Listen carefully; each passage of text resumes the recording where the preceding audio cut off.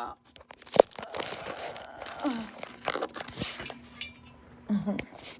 My bad. Sorry. Whoops. Oops. Hold on. Yo, it's a struggle this morning. Hold on, y'all. Okay. It's all right. Let's see.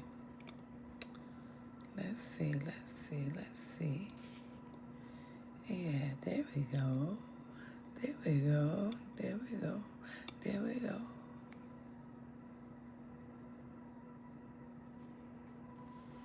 Good morning.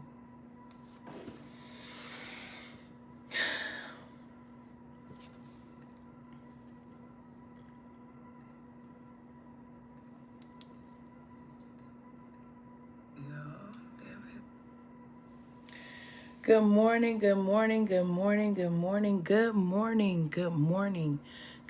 to everyone over on YouTube. Good morning. Good morning, Adajoke and Quabla. Good morning, Janine and Michelle. Good morning, Byron. Good morning, Rihanna. Good morning to all of our YouTube family. Good morning to you.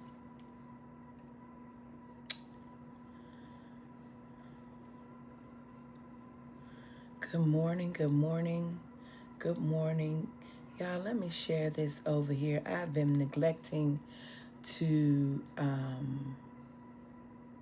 share to my Pink Road Chronicles Facebook page. So let me get in order for those who wait patiently for us. Morning.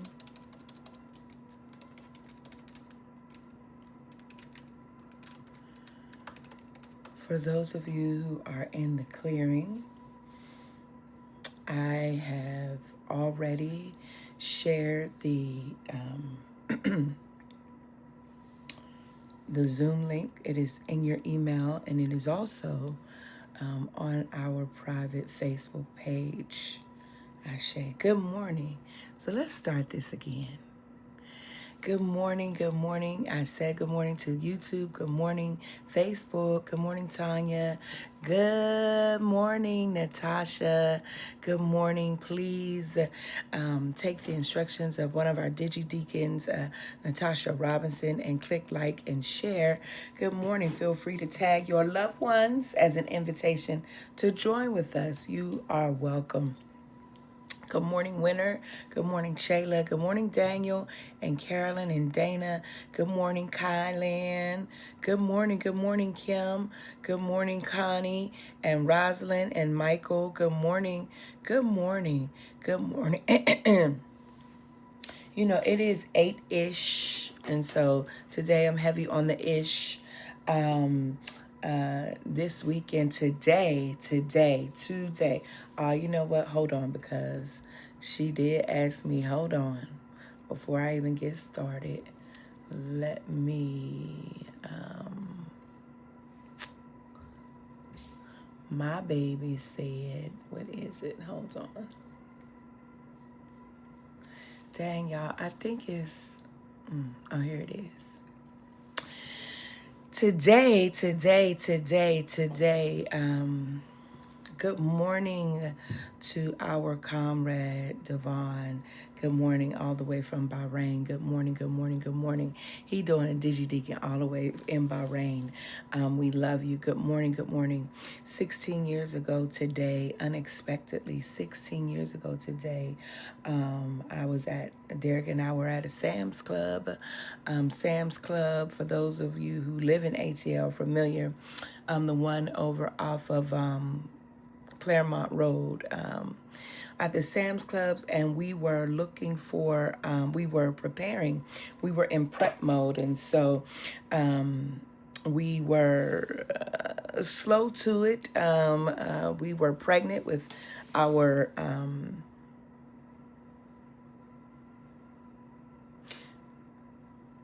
we were pregnant we were pregnant for the fourth time. I was getting the math right.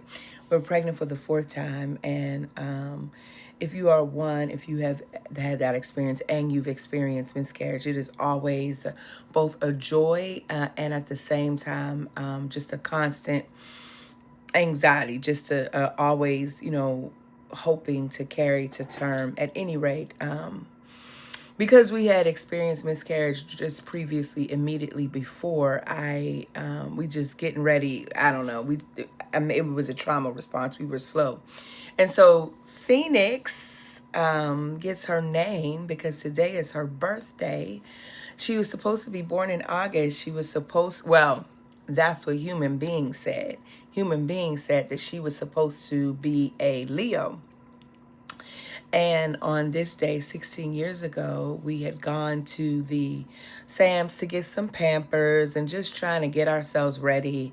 And I had a routine doctor's appointment that day because at that point I was going weekly. And I got to the doctor and she was like, your blood pressure is through the roof. I'm sending you over to labor and delivery. I was like, what? She was like, I don't like how it's looking. You're going to labor and delivery right now. Do not pass go. And so we went over to labor delivery. Didn't even have time to go home. Even though those of you know me and know Atlanta, our girls were born in, which is now Emory Hospital, Midtown, but it was then Crawford Long. And we lived in Midtown. We lived in walking distance. We could walk. I used to walk to our doctor's appointments. At any rate, we get to the labor and delivery, and Dr. Khadijah Spellman, alumna, Black woman, Dr. Khadijah says, we're going to go ahead and get this party started. I wanted so bad, y'all, to have a VBAC because I had had a cesarean, was free. And, if this is not what I'm talking about today, but we really need to stop playing birth politics with people, ranking how people birth, ranking how people birth, like, oh, girl, I didn't have any drugs, all natural. I pushed out. I was in labor for 10 hours, no epidural, and baby, I did that. We really need to stop making that the marker of, being a strong birthing person. It's whack. It's so tired. At any rate, I was deep into those politics at that time, and I wanted very much to be identified as someone who had pushed through. Literally, I have pushed through. And Dr. Khadijah was like, ma'am, no, we're not doing that this morning. What up, Bakari? We're not doing that she said, you're going to have another C-section. And so on July 16th, 2009, the Phoenix, yeah.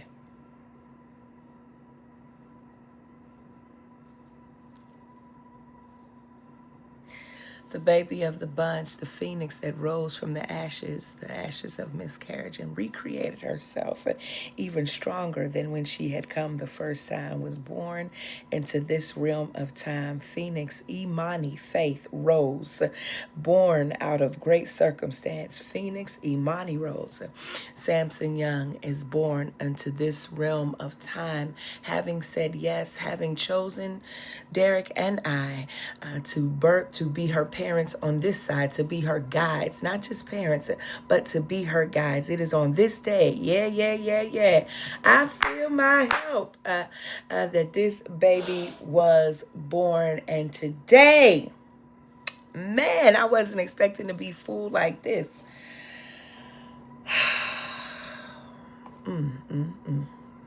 Yeah. And today, this baby is 16. And so shout out to Phoenix, Imani Rose, the icon, as some of you know her, as her own chosen moniker. She has invited me to give you all her Cash App.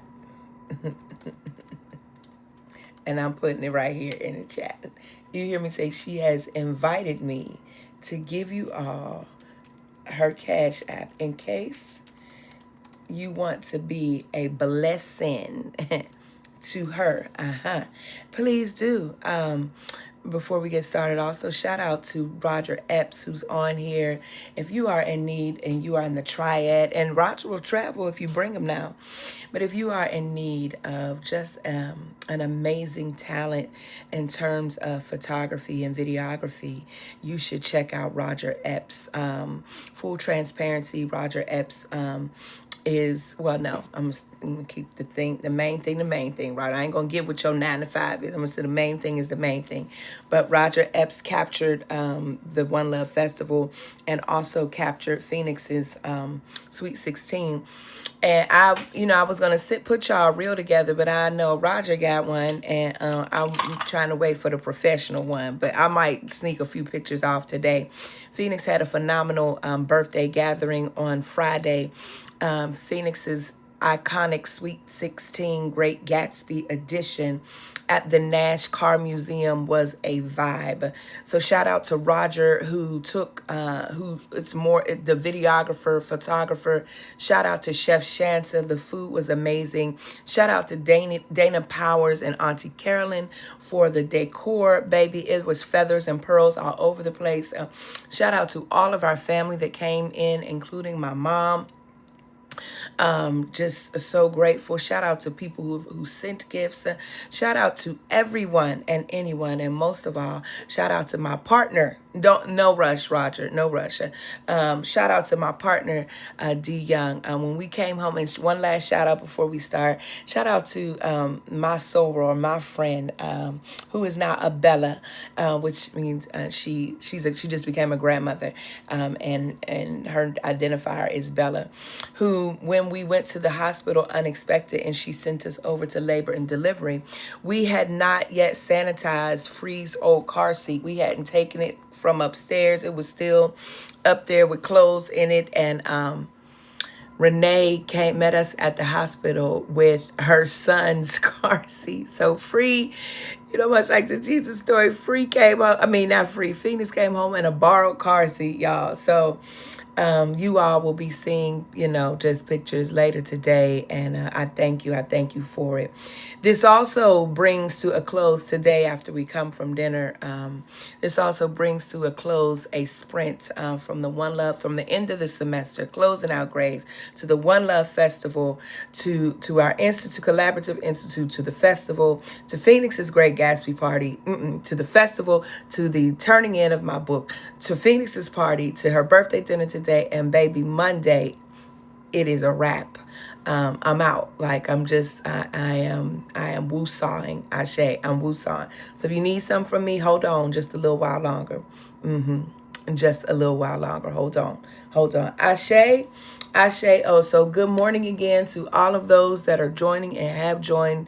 Thank you so much for the ways that you bless and affirm our family and love us and love our children. And also for those of you who follow our children on social media. Some of you do, not in a creepy way, but you aunties and uncles and just community members, we like eyes, and also they are teenagers, so no need to jump in my inbox and let me know that she's in a picture and she got the birds up. It's okay. I know it's all right. It's all right. Okay.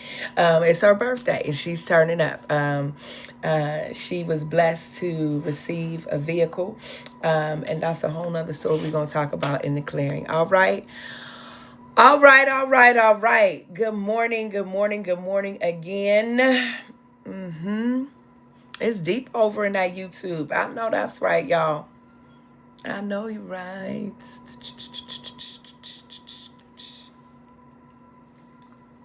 I know you're right.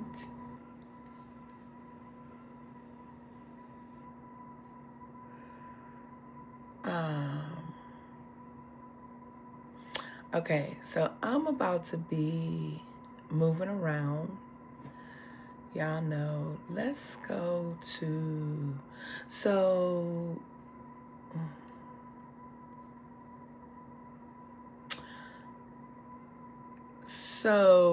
oh shoot, did I do that? Yeah.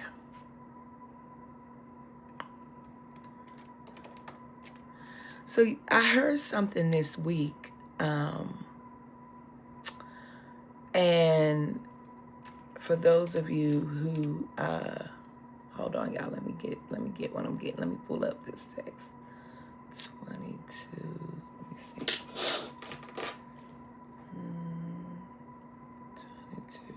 31, 34. If you want to join our clearing community, oh, thank you, Tanya. Oh, thank you.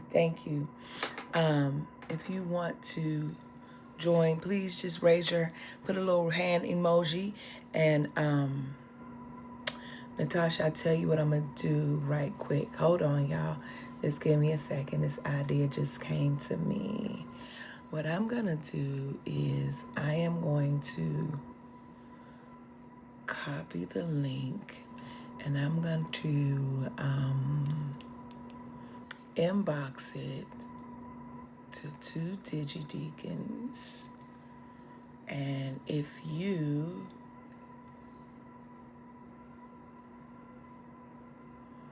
oh child, this looks, when you use this on your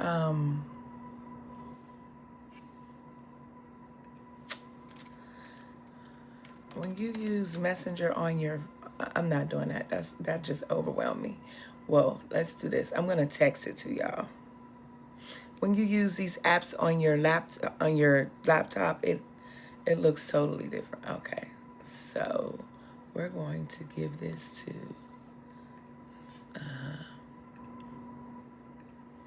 Okay, Natasha, I sent it to you, and Carmen, I sent it to you.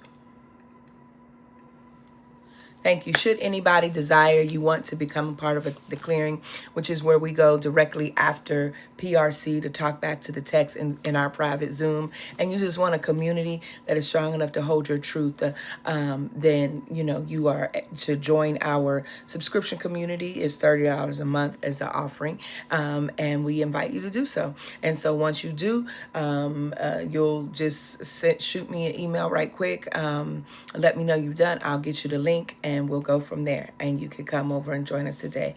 Ashe. I also, too, right quick before I start, a friend sent me an email. For those of you who do not know, I'm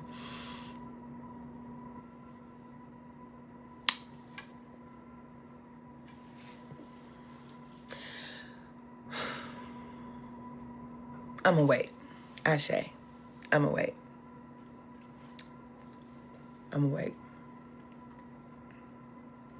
Let's go to the text. Luke chapter 22. Luke chapter 22.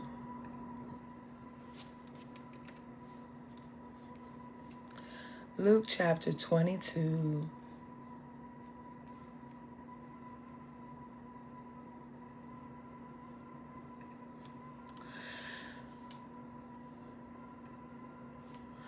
chapter 22, beginning with verse 31.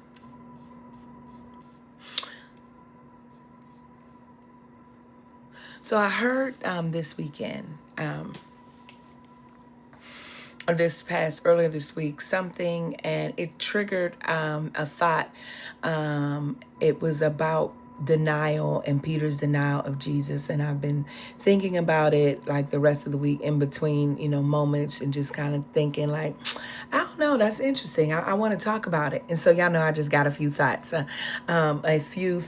are loosely developed, and I just, so think with me, right?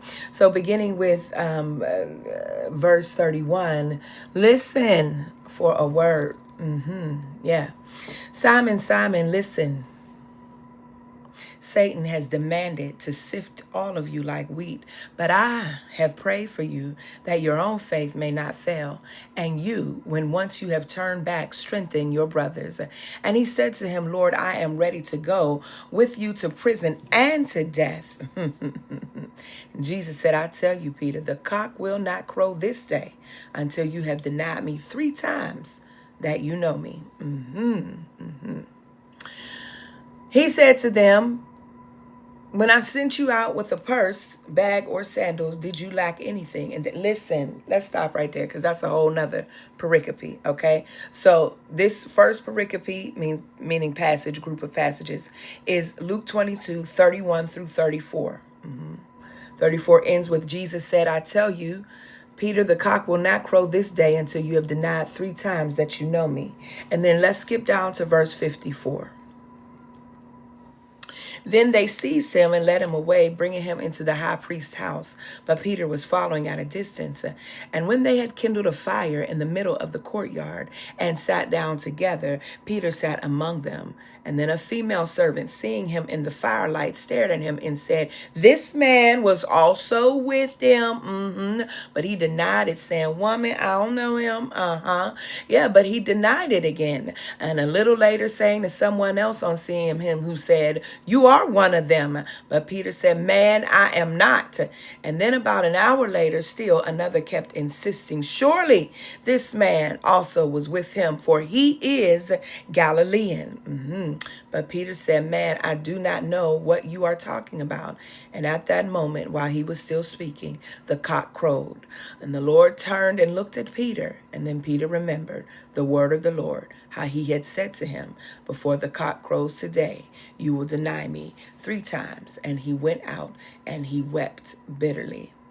Ashe. Let us reflect loosely this morning around the consideration of the thing before the cock crows. My goodness. Let me lift my shirt.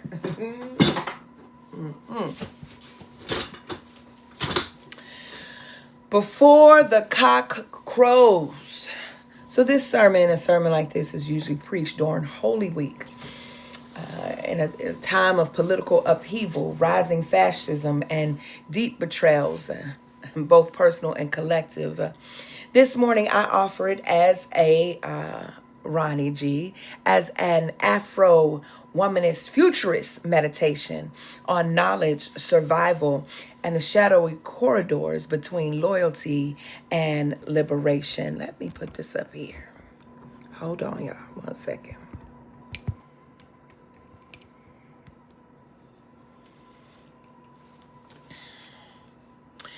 Let me just not get out the way, but let me start differently this morning by offering you this, my focus, my sermonic thesis, if you will, up top. That in the intimate scene of Peter's predicted denial, we witness Jesus practicing an insurgent epistemology, one rooted not in shame or surveillance, but in deep knowing and love. In a world that demands allegiance at the cost of self, this passage invites us to reconsider, hear me, whether denial is always betrayal or if sometimes denial is a coded strategy of survival. Y'all want me to read it again? Let me run it back. In the intimate scene of Peter's predicted denial, we witness Jesus practicing an insurgent epistemology, one rooted not in shame or surveillance, but in deep knowing and love.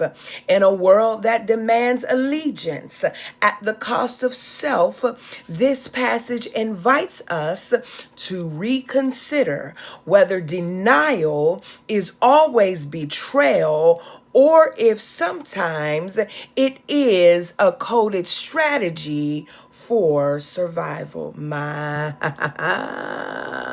Melva. Now, you know, these are just notes. So when you see me scrolling, that's because I got to scroll to, I don't have them in order. So let me say a quick word.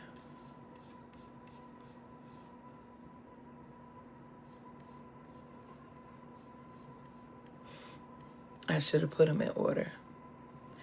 Let me say a word, just a second, about restoring. So, in this sermon, the sermon itself is an act of restoring, A sacred practice of reclaiming our place in the divine narrative. As Afro descended people, we are often told that our faith must fit into the colonized frames handed down through empire. But before the cock crows this sermon, there was a story already told by our ancestors, a story of knowing, a story of strategy, a story of survival, and a story of return. Then this sermon invites you to to remember Jesus, hear me though, not as a tragic figure caught in betrayal, my God, here go the restoring y'all, but as a divine strategist whose knowledge of us makes room for our whole selves. My God, today. Let me run that back. This sermon, this is a restoring. Where is Mike Wright at? This sermon invites you to remember Jesus not as a tragic figure caught in betrayal. Let me tell you something. Once you do this, this is going to shift your whole understanding. Not as a tragic figure caught in betrayal, but as a divine strategist whose knowledge of us makes room for our whole selves. It invites you to hear the cock's crow not as condemnation, but as a cosmic call, an ancestral sound waking us up to the future we still have time to choose. Let me get my water.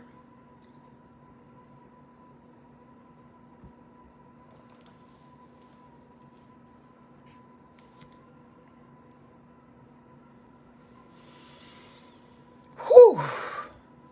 I gotta just, whew.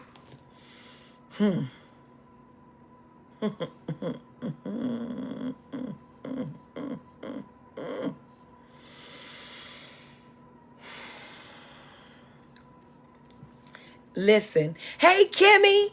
Listen. Okay. Are we ready? Y'all got it? Can we move forward? Because we got to take our time with this. Let's read this with our own mother tongue. So in Luke 22, Jesus turns to Peter and says, Simon, Simon, Satan has asked to sift all of you as wheat, but I have prayed for you, Simon, that your faith may not fail. And when you have turned back, strengthen your siblings. And Peter, with a chest full of bravado, says, Lord, I'm ready to go with you. I'm ready to go with you to prison, to death. And Jesus responds, listen, friend, I'm going to tell you that before the rooster crows today, you will deny 3 times that you know me. Now, traditional readings of this text have cast Peter as cowardly, as faithless, and as weak. But from this Afro-womanist futurist lens, a lens that remembers Harriet in the hush of the woods, that recalls coded quilt patterns and liberation songs sung in the fields, we know better than to call every act of denial a betrayal. Oh my. Sometimes denial is how you live long enough to testify later. I can't hear. Whoa, I wish we had the sound emoji right here.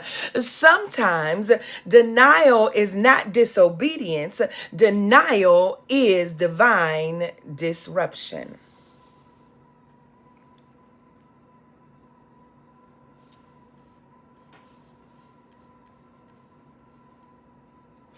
Before we move any further, let's get into this cock crowing. Let's get into the biblical and cultural significance. It is a marker of time and transition. In ancient Jewish tradition, the cock crow marked the end of night and the beginning of a new day. My goodness. Y'all, this shouts roughly between 3 a.m. and 6 a.m. Symbolically, this was the hour of awakening. Y'all, this is preaching to me. It is the hour when the world shifts from darkness into light.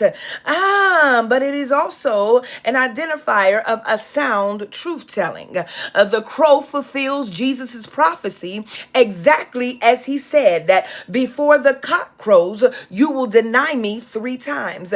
It becomes then the audible evidence of Jesus's foresight and Peter's failure. It is the moment of revelation, not just that Peter denied, but that Jesus knew and still loved. But it is also a call to consciousness.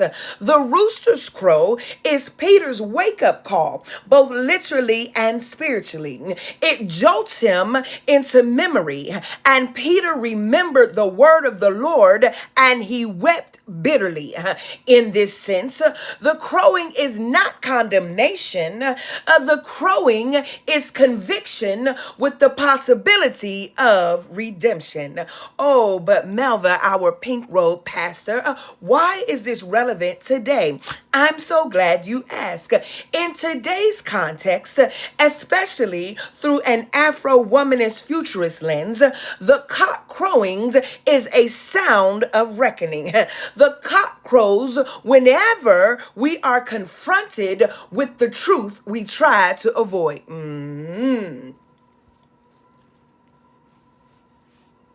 The cock crows whenever we are confronted with the truth we try to avoid. When we deny our own power. When we stay silent in systems that harm us. When we choose safety over solidarity. It disrupts our performative loyalties and forces us to deal with the gap between who we say we are and what we actually do. Let me get my water.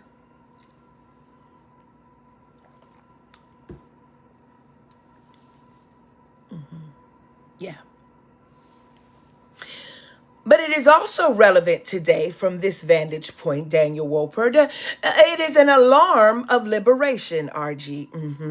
It is an alarm of liberation for Black folks, for women, for the marginalized. The cock crowing is the reminder that we still have time. Hey, Jesus. It is the holy interruption before assimilation becomes erasure. Michael Elam.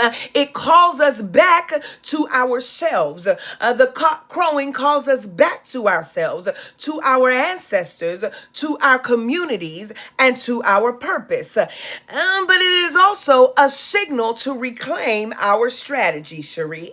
Like Peter, many of us make choices rooted in fear, in survival, and protection. The cock crow doesn't mean that we're finished. It means we're being called to remember and to return. It offers a chance to pivot, to reclaim our voice, and to get back in position for the liberation work ahead. Y'all need to share this. Don't just sit on this goodness. Go on and click like and share right now. You need to share this. Yeah. But here it is broken down just a little bit more. The cock crowing is not just about, the cock crowing is not just a sound of failure because we've attributed it with a sound of failure. It is the soundtrack of grace waking us up. Yeah. In a world that demands our denial to stay safe, to stay small, to stay palatable, the rooster reminds us that even when we fold, Jesus has already prayed for our return. The rooster crows when the empire thinks it's won.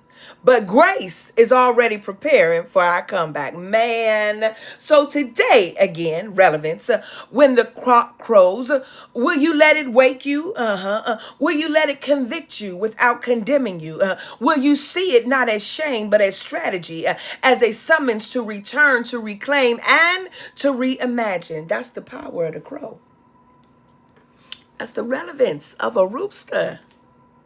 That's the call of failure. But can in the words of Howard John Wesley, can we push this just a little bit further? What is the symbol of the crow in the Yoruba religion of Ifa? Help me today, African Holy Ghost. In Yoruba Ifa cosmology, the crow is not a primary or frequently emphasized symbol like some other birds, like other birds, right? But it does carry meaning through its behavior, symbolism, and associations in both oral tradition and divination. Melva. While the exact word for crow, at least in my search in Yoruba, may vary, and sometimes it may be grouped with other blackbirds, its symbolism can be understood through a broader, hear this term, Afro-Indigenous cosmological framework. Yeah. We're going to school and church. Because that's why my ancestors sent me. So I could bring it to you. Yeah. It can be understood through a broader Afro-Indigenous cosmological framework and in the principles of the Yoruba religion of Ifa. So, before we get back to, the Abrahamic Judeo Christo interpretation, let's sit in this African spiritual understanding of the crow. Here is the crow symbolism and Ifa and Yoruba worldview. It serves as a messenger between realms. The crow, like many birds in Ifa, is seen as a mediator between the earthly and the spiritual realms. It is believed to communicate messages from the ancestors and from the Orisha, the divine forces, the deities. In this way, the crow is akin to the talking bird, which appears in Ifa stories or oral traditions, oral scripture, which appears in Ifa stories as one who announces truth and calls attention to spiritual matters. Are y'all making this connection of how you've been socialized to see the crow?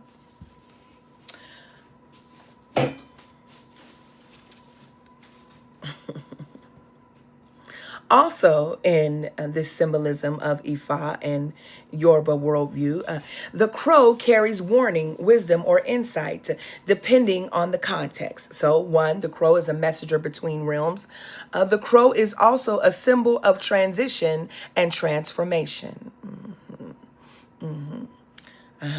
Yeah.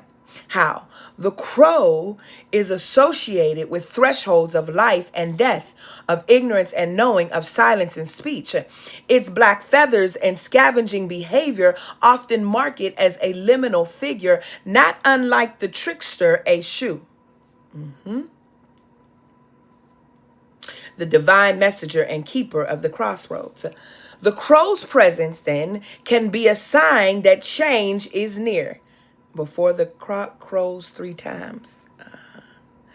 The crow's presence can be a sign that change is near or that one must heed a divine message before proceeding. It speaks of the unseen, the hidden, and the yet to be understood. Okay, so not only is it significant because it is a messenger between realms, a symbol of transition and transformation, it is also a harbinger of truth or consequence. Much like in the biblical story where the cock crows, again, the one that we are speaking of, this cry of a crow signals a revelation or reminder, a moment when the veil is pulled back. In this context, the crow's voice is a call to consciousness, especially when one is veering off the path. It can be seen, Terrace and Michael, the crows were at the crossroads in The Wiz. Clock it. When you're listen, it can be seen as a warning from the ancestors or the Orisha, altering someone to return to alignment with their destiny. So let's connect it. Let's connect this. In the Ifa Yoruba tradition, the crow's call is a spiritual summons, not unlike the cock's crow in Luke. It announces a reckoning, a necessary return to integrity, or a moment when one's destiny is being tested. In my Afro-womanist futurist voice, I might say, I will say this. The crow in Ifa, like the cock in Luke, is not just noise, it's knowing. It's the voice of the ancestors carried on wings. It's the holy alarm clock shaking the soul awake. It tells us, align with your Ori, return to your path, re-member who you are. Whether in Jerusalem or Egypt, the bird don't lie. It speaks when it is time to decide who you gonna be. And baby, the crow is still calling. uh, uh, uh. So let's now that we have, our essentials in place. Let's go back up to Jesus's epistemology. Jesus's way of knowing. Jesus's way of knowing in this text is not tethered to retribution or punishment. He names the truth before it happens. You will deny me. But he does not cancel Peter. He doesn't cast him out. He prays for him. Uh-oh.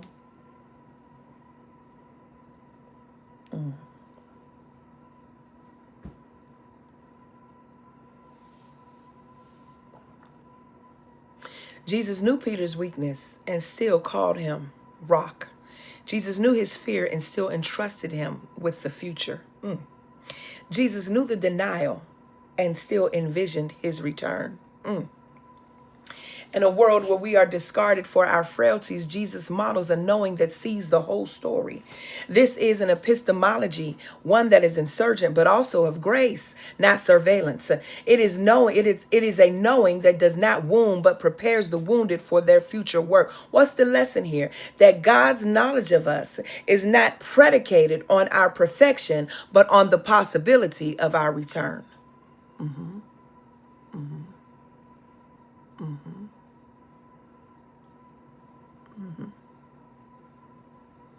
Point 2. Denial, then. What if denial was a strategy and not a betrayal? I want to park here for a minute. Yeah, I just want to let that sit. Because, y'all, much of what we know is so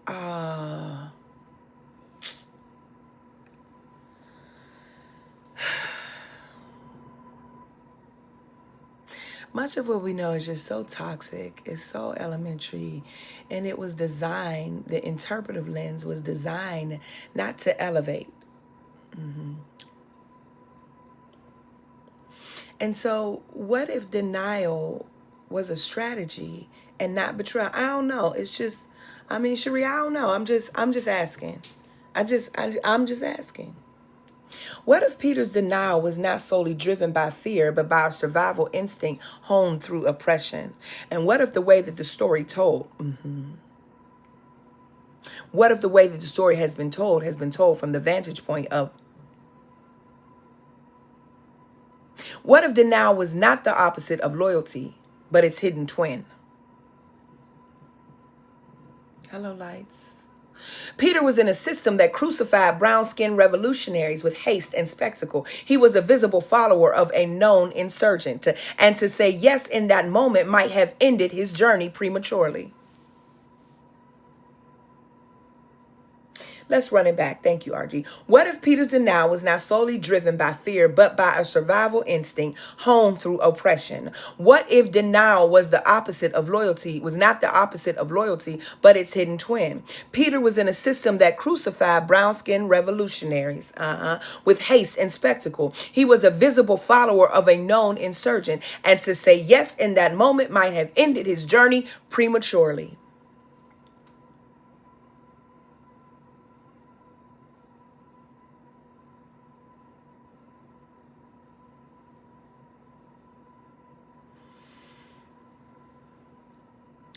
We know everybody's not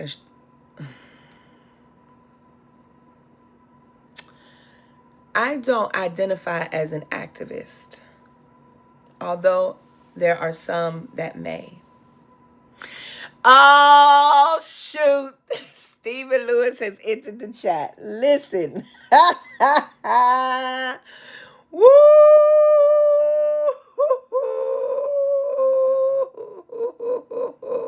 What if Peter's denial was a prenatal agreement of consciousness?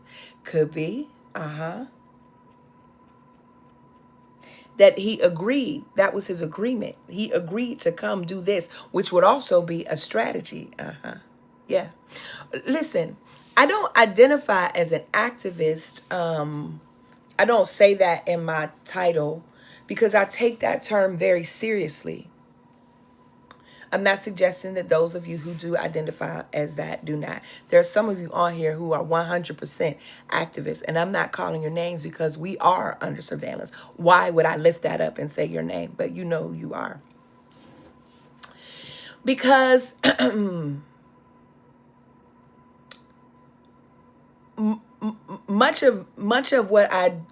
some of what I do, I use my words. I use this keyboard.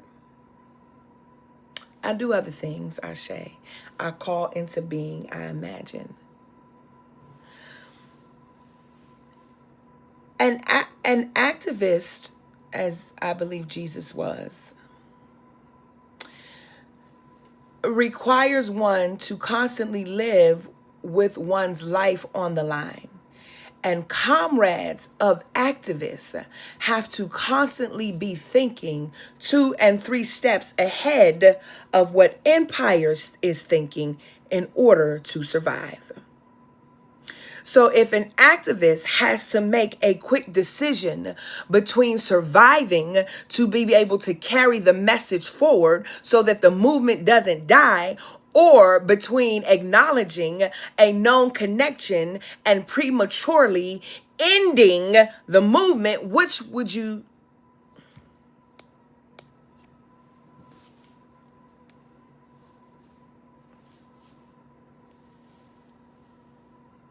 See, you are getting it because you like, nope, I would have been like, I don't know him. Scared. You a wimp. You ain't about it. You ain't about that life. And you couldn't even acknowledge Jesus when the rubber hit the road, when the fire got hot. You ain't even stand by me. You ain't even say nothing. You ain't even do nothing. But like, what if the restoring is? What if the restore? Yes, Pastor Anika. What if the restoring? Because she says, because every connection is not for public assumption. Yeah.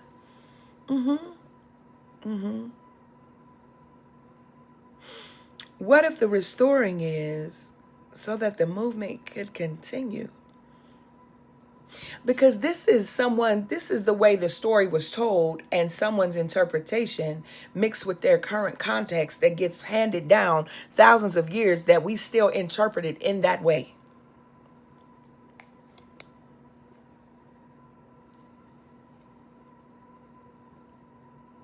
Peter was in this system. To say yes in that moment, again, might have ended his journey prematurely. And Jesus didn't need martyrs that night. Hello? Oh, wow. What, Melva? Jesus didn't need martyrs that night. He needed witnesses, friends. He needed storytellers. He needed strategists. Like Sojourner shifting her speech to be heard in the abolitionist halls. Like Ida writing under pseudonyms to avoid a white rage. Like freedom riders who denied affiliations for the sake of the next ride. What's the lesson here? Sometimes what looks like denial is a coded competency, a coded maneuver in the choreography of survival.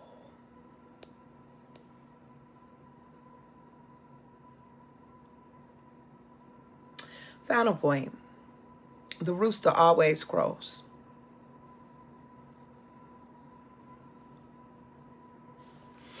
Eventually, Peter hears the rooster and he weeps. That crow is not a sound of condemnation. We just said this from the Yoruba tradition.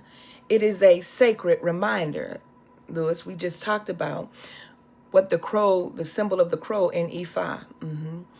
This sacred reminder, it is a call then, in this mediation of worlds, the crow is, hey, mama. My mama said much of what we know is filtered far from the raw truth. Much of what we know is the King James Version of the truth. Speak, Norvell. It is a call to remember the words of Jesus.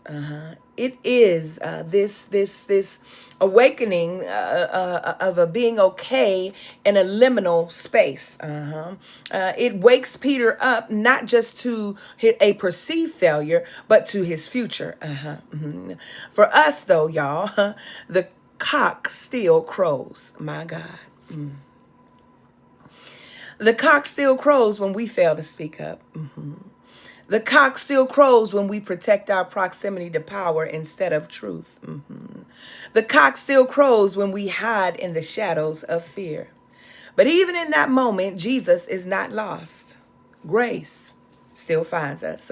And Peter goes on to preach with fire, to lead the movement, to do the very thing that this interpretation suggests he was scared to do.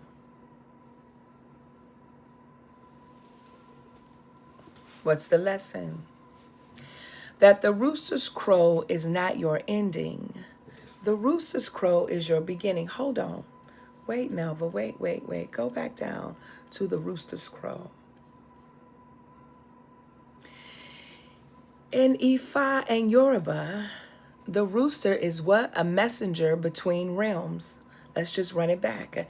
It is a mediator believed to communicate messages from the ancestors and the Orisha.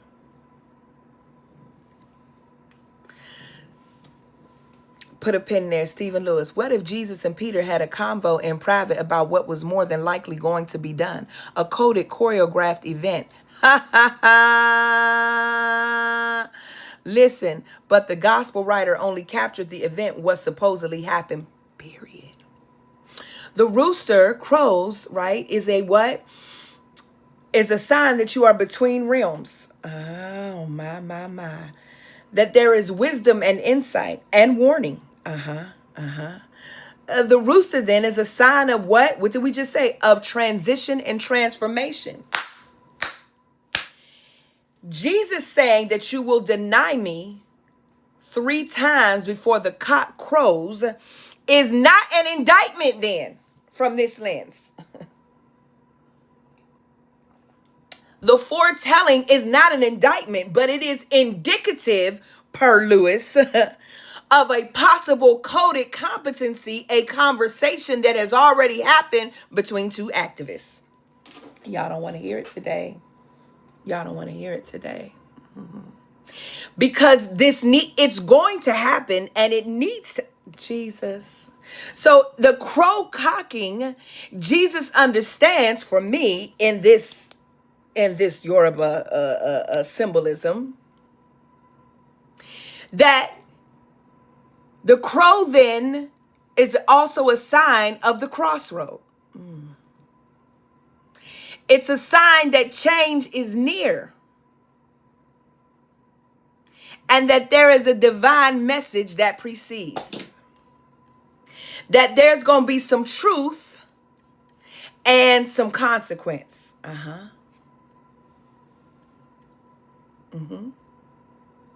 almost done.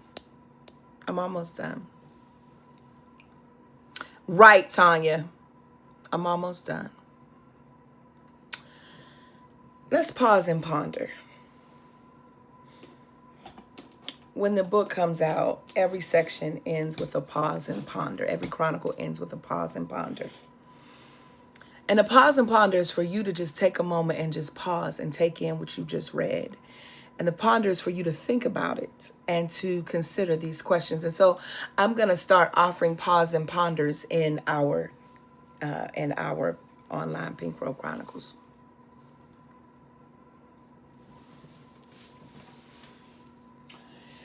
Girl, who saw that? Wait a minute. Who just asked that? Wait a minute. Who just asked that? Natasha, that is a rooster.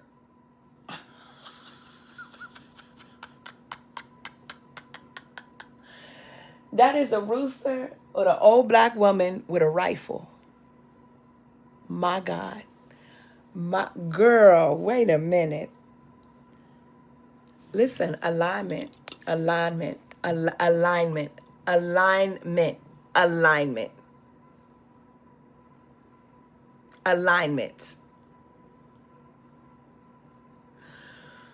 Here's your pause and ponder questions.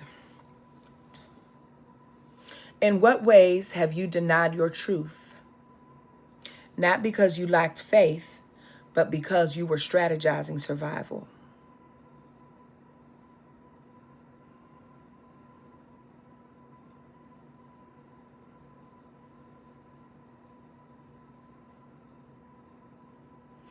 In what ways have you denied your truth? Not because you lack faith, but because you were strategizing survival.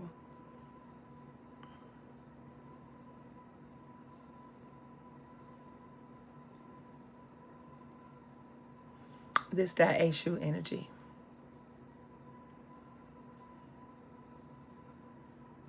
Who in your life needs to know they are loved even after their denial?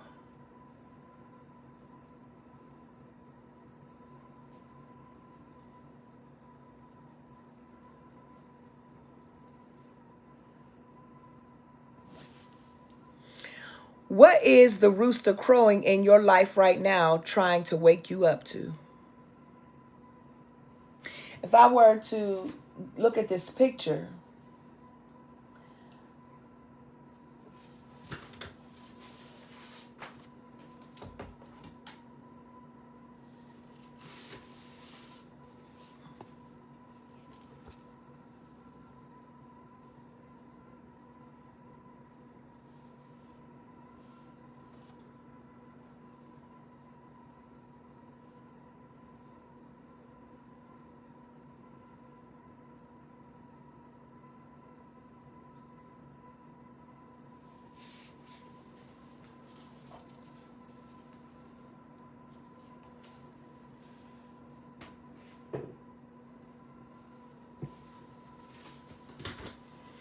Bakari, what is the rooster crowing in your life right now trying to wake you up to?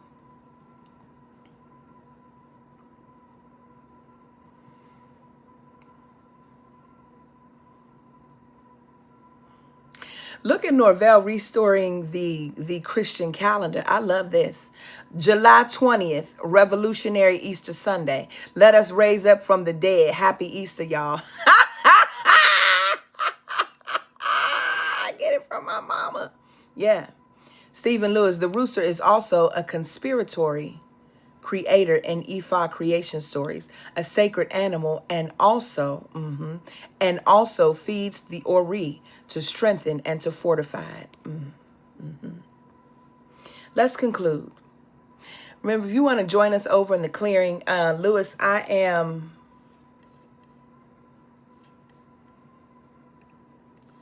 texting you before we conclude.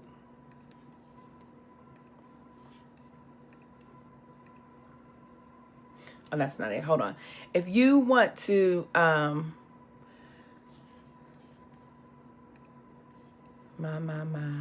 Los, I'm getting ready to take us to this conclusion so we can get on over here and talk about this.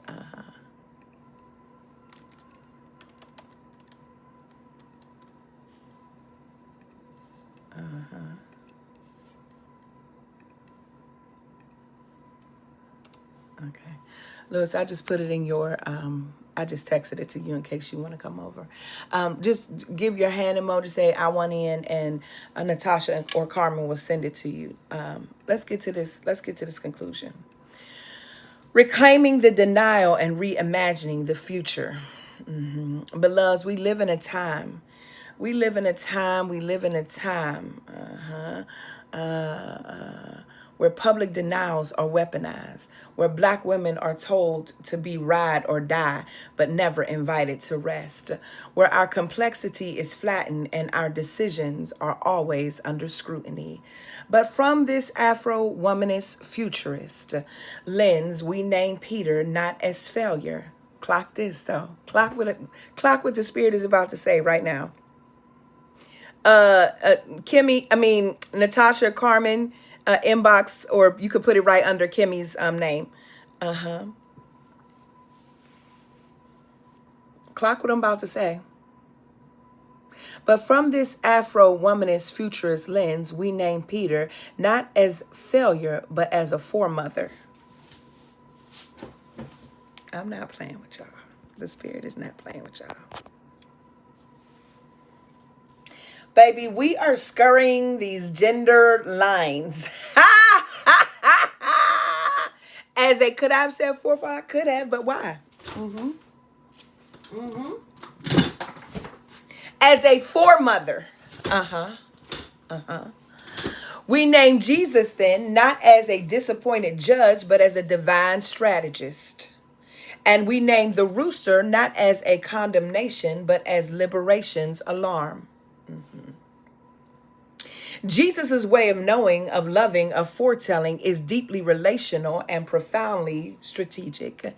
Jesus knows our contradictions, knows our fears, and knows our divine potential. And here's the shout. He still calls us back. He still calls us beloved. He still builds the future on us. So, friends, I want you to go ahead and survive and deny if you must. But the crow of grace reminds you, when you turn back, strengthen your people. May you live fully in the truth of being known and still being called. May your survival be seen as sacred.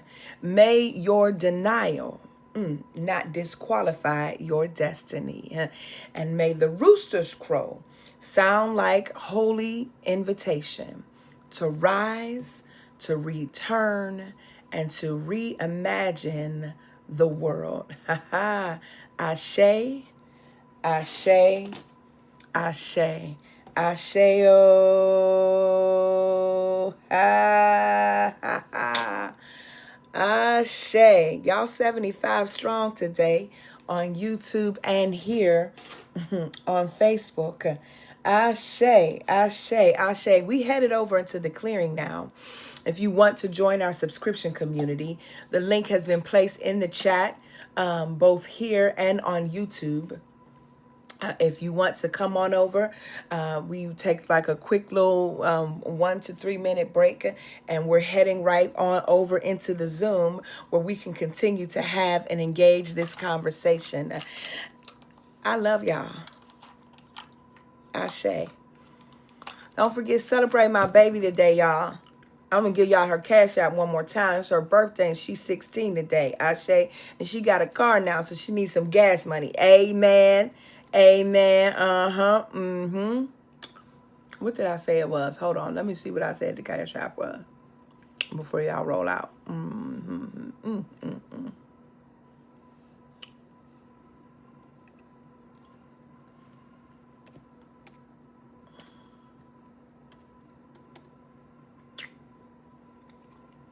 Peace, y'all.